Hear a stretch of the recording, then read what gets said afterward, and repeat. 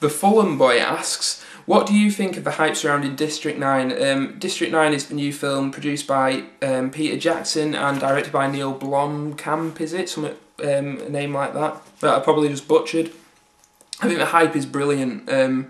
Like in the sense of the viral marketing is brilliant for it, and I think the hype is completely justified because it's interesting to see such an original film come out. Not only is it kind of an original story and a realistic take on alien invasion and whatnot, but the style that it's made, the kind of sub-documentary style, is quite interesting to me, so I think District 9 is a film to look out for.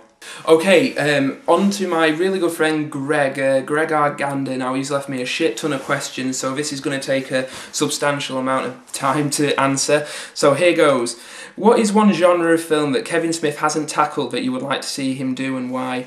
I would probably be interested to seeing Kevin Smith do action, just because I remember hearing I think it was a Smodcast with him, where he talked about why he wouldn't do action.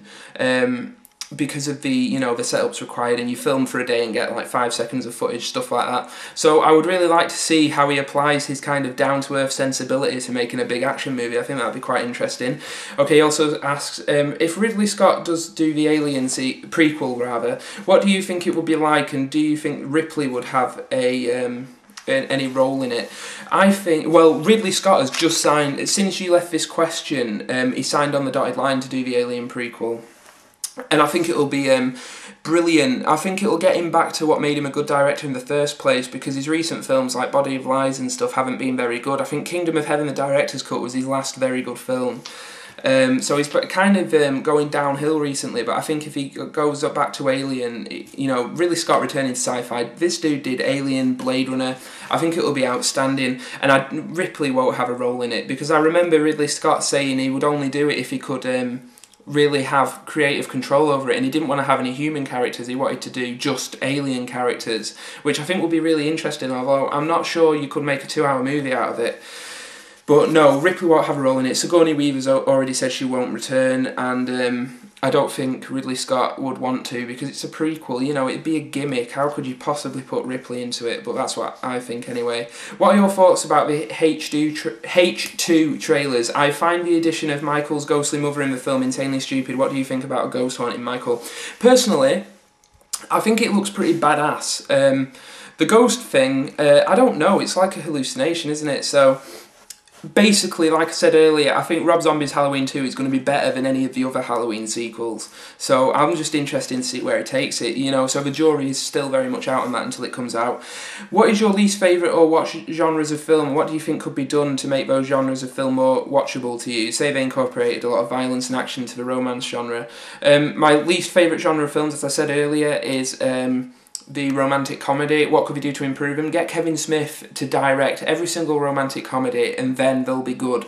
Chasing Amy, like I said, my favourite romantic comedy. I just think they should get away from like the people falling over and walking into things kind of shit, cheap laughs, and replace it with some real character-driven stuff.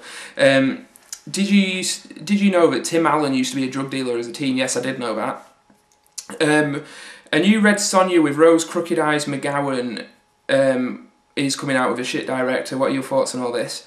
I'm not a fan of Red Sonja in the sense that I'm not like a fanboy, so I really don't, I don't care in the sense that I'm not going to get all up in arms over the casting choice or the director and shit like that.